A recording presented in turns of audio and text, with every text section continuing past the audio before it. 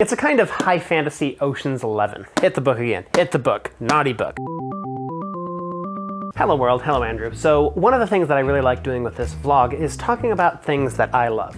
And one of the things that I love that I haven't had a chance to really talk about on the vlog is reading.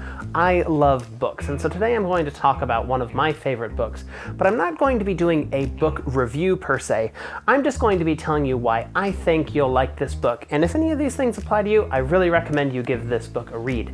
The book is The Lies of Locke Lamora by Scott Lynch. I think this is a truly fantastic book. It's a kind of high fantasy Ocean's 11. Your main character is a scoundrel and a rogue and a thief, kind of like a Captain Jack Sparrow with crushing depression. The character named in the title, Locke Lamora, is a truly compelling character. There's some great character growth between him and Jean and the other merry jackasses in The Gentleman Bastards. This is the first book of a series. All of the books are fantastic, but this is a really great place to get started on dark fantasy that's not necessarily grimdark, a really bright, vibrant world that happens to also be very dark. And if you find you like those very dark worlds and you want something a lot darker, less colorful, but with more philosophy, then I think you'd love Heroes Die by Matthew Woodring Stover. This is a book that, unlike The Lies of Locke Lamora, never really got huge commercial success. The author is a #1 New York Times bestselling author, but that's just because he wrote one of the Star Wars novelizations, which is